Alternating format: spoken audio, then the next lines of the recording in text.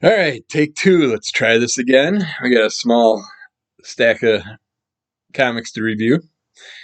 Starting off with Captain Ginger, Blast Feeder. If you heard my review on the first one, you're going to get a little glare from the sun bouncing off the snow outside on the comics because they're pointed right at the windows. It's bouncing right at them. But the first issue I mentioned, I'm not big on two-legged walking animals when they make it where the legs go the weird bend thing. It just, I don't know, I think it looks so really weird. And you get a little example of it there. It's like, I'm not into that style. I like when they make them, if you're going to humanize them, humanize their limbs also, because I don't see them running good with those style limbs. They'd be easily to take out. But who am I to say I'm not using those type of abilities? But mother is sick. Their feeder, their main feeder. The dogs and cats are humanized now. They can speak. They can do all their stuff. We got our dog caretaker that's checking up on mother, and seeing how she's doing. We get to see what happens with her in this. We get to see anamorphic animal cats battling away, dealing with the entities that are trying to stop these special born babies, this next generation of babies that are kind of like animal human crossbreeds. It was an interesting story. It was enjoyable enough. I'm glad I picked it up, but I don't care for that style look on the animals, so it doesn't really drag me in wanting more. I like my animal characters more like Rocket Raccoon, Howard the Duck, that style. And if you're going to humanize them, might as well humanize them all the way. But yeah, I'm glad I picked it up. I suppose I should show that too. It has a nice wraparound cover. No, I suppose the same picture on both sides. There's one virgin picture, one regular picture with the logo. Alright, that's not as exciting as I thought. And these two stories, you do get part Naked Came the Corpse, part 13, which 13 parts. I don't know where the other 12 are. But when the feeders died out, the cats inherited the Earth, or at least one starship. Now stranded on a remote space station, Captain Ginger once again faces his deadliest enemies, alien light beings called the Lumen. Humans? Or did they? I don't know what that. Or the feeders were the humans and died out. Did they? I don't know. Stuart Moore, June Brigman did the main story, and then Keck W. and John Proctor did the episode 13 story. That is more like a book style format, just a written story. But oh yeah, glad I picked it up at least. At least now I know. Faces of Evil Kobra. There's some comics in here that I picked up at a 50-cent deal. So saw this one and like doesn't really look like it's gonna be G.I. Joe-ish, which I'm happy it wasn't. A different Cobra style character. Basically a summoned from the grave type character that has these snake abilities. Interesting. Uh, I'd like to see more of this. I'm not sure. I'll have to look into seeing how deep it did go, but again, we're dealing with just like the cats and the new feeder kids that are being born that kind of got like a lizard effect to them. Well, in here we have two characters that are snake-like characters, and we have a bunch of snake babies. Superman and the crew are trying to protect them, take care of them, take them to a remote place where they're going to let them live out their lives, grow, and see what happens with them, see if they can make them good so they don't end up on the evil side of the character that apparently birthed them. But yeah, you get people that are trying to get the babies, people that are trying to protect the babies. Same thing as the Peter story, just a little bit different characters, and Superman's in it. All right, I don't know how much of this I can show, but we got flesh eating cheerleaders. 69, one shot. Ripped the cover already. But yeah, in this one, we get a girl that's out on a date with a guy that's kind of a dick. It's the third date. He wants action. She wants to go home. He's not going to let her. He goes the other way. She argues with him. He throws her out of the car. Leaves her hanging on the side of the road. Alien thing lands on Earth. Happens to have the evil worms that we deal with in these storylines. And this worm attaches itself to her. A bird, an owl kind of grabs it. The worm bites the owl. Owl drops the worm by her. The worm takes over her body. We have a hippy dippy chick that's also out hitchhiking. They hook up, and you can imagine, these aliens only take over female bodies, and then they have to go around and deal with all this stuff, take out whoever, go after the old boyfriend and whoever else ticked them off. But I liked it. That was a fun one shot for the flesh eating storyline because it's like I've said, if you heard the other reviews, it's the same old body alien taking over the body style story. The weird worms, all that, but it ended up working out all right. I just noticed my battery's dying. I don't have the power strip on. I have it plugged in, but I don't have the power strip. That's not going to help much. All right. We got Giant Robot Hellboy. And just in case if this does end ruined, it means because I ran out of space on my computer. But I'm going to try and get through this before I do. If it does, I'll just come back with the other ones on my Instagram single reviews or whatever. This is 3 of 3 for Giant Robot Hellboy. We complained in the past, these people kidnapped Hellboy, put him into this device that put his brain inside the robot. He could control the robot. They didn't tell him why. This girl was also hunting for something in the area. Giant Robot Hellboy fought the giant beast that were around the area while she went in and got the intel or whatever she needed to get. Overall, it was a fun story concept. I would have loved to have seen this in a different manner. I wish Hellboy would have worked with the people and knew what was going on. And the people would have just been like, hey, we got to get this done. We need you to take over mind control of this beast, this robot body. And why wouldn't you do that? Instead of just kidnapping him, using him, sticking his mind in this body, not knowing if he's going to control it the way you want him to. And then even after Hellboy gets disconnected from the robot, apparently he's still connected in some way, shape, or form because the robot's still going and battling away. Very confusing. I want to reread it, see what I misunderstood and misrepresented in this collection. But other than that, I enjoyed it. I enjoyed the concept. I just wish they would have done it in a better manner. Someone needs their back nails clipped, I noticed. Because those things are sharp. Yeah.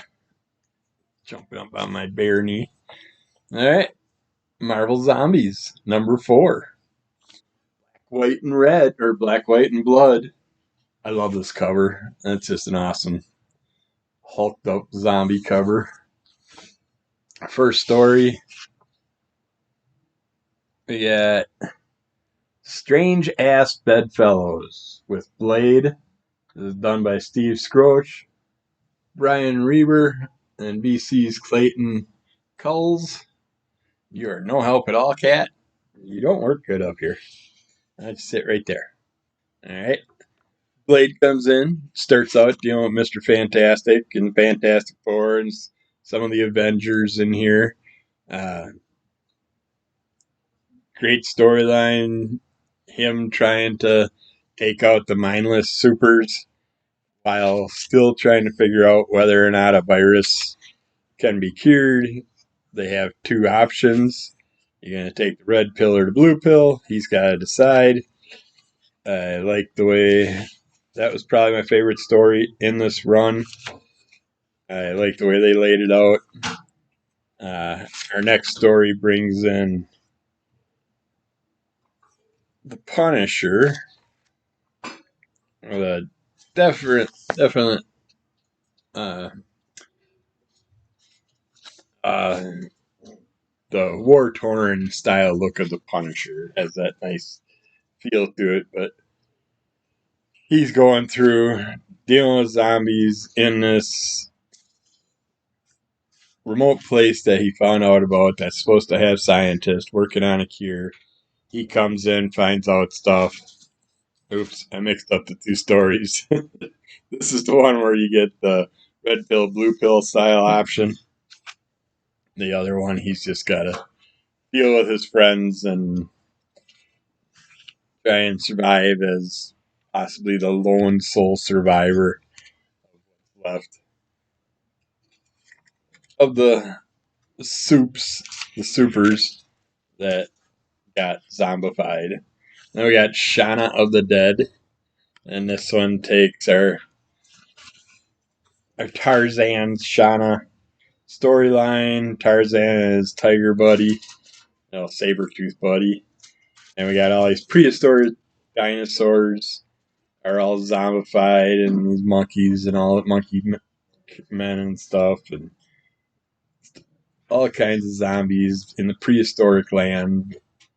Done by Maria Sangiovanni,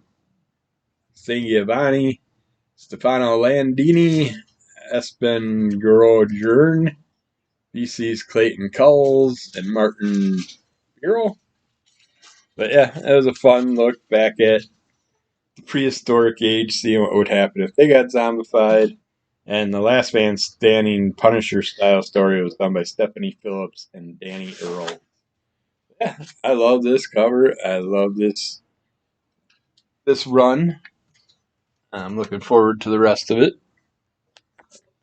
We got Mortal Terror, number 2. This story was a single story by Christopher Golden and Tim Levin, Peter Bergting, Chris O'Halloran, Clem Robbins, and then some other covers and stuff. But we get a creepy, and this is going deeper into our lore of Nina and the whole Dracula crew and clan, but ones that weren't vampires are now vampires, now Dracula, and the other vampires are mortals, and if a vampire bites you, nothing happens, but if a mortal bites you, you can turn from a vampire to a mortal. So it is a fun, interesting twist on the storyline, but it's very confusing because when you've read the other storyline so many times, so many ways, it's just turn this way a little bit because it's hard to lean forward with him in front.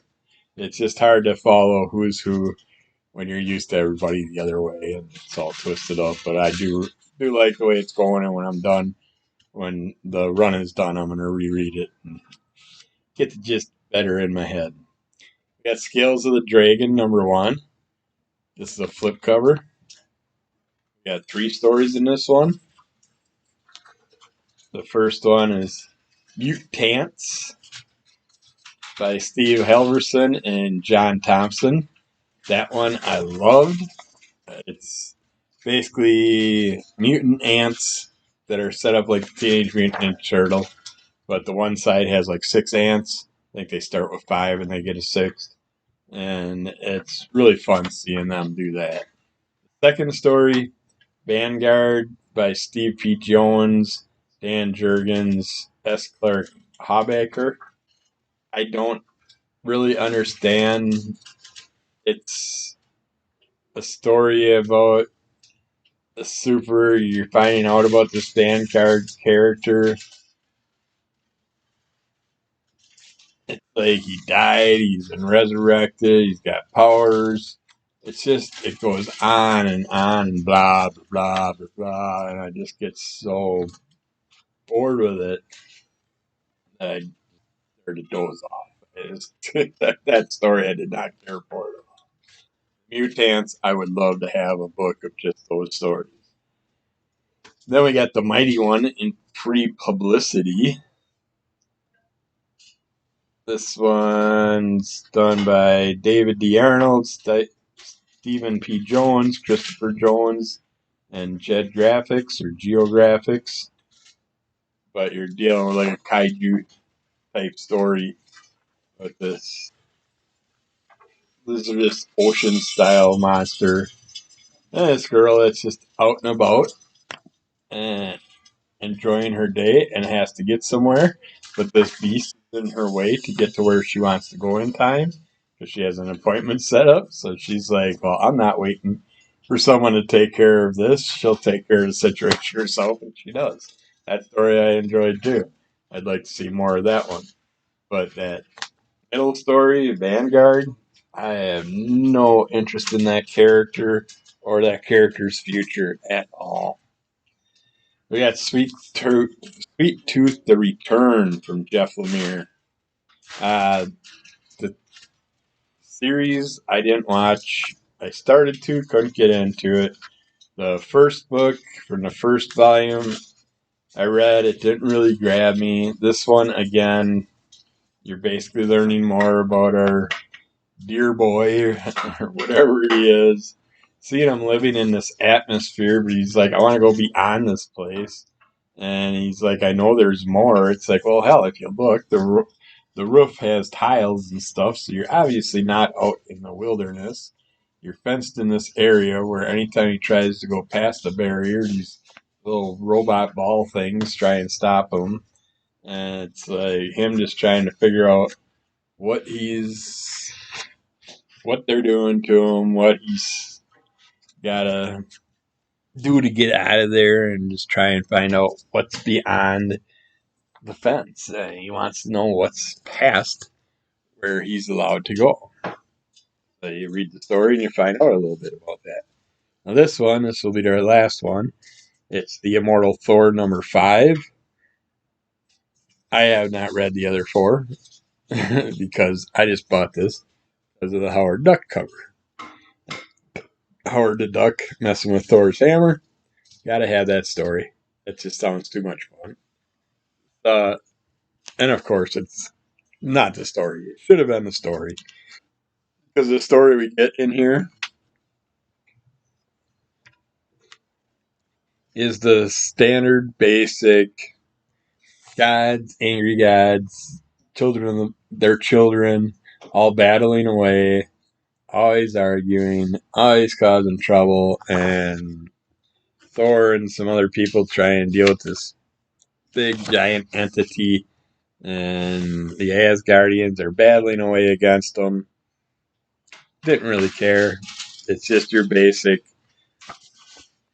we're not happy with each other, I'm better than you type, battle it out storyline. But the cover is the reason I bought it. So I'm happy when I get something like this because it made me realize I'm glad I haven't jumped on any Thor run lately because all it focuses on the whole God storylines, and it's just too much ego in those. I don't care to deal with it. I don't care to listen to them argue with each other over stupid things.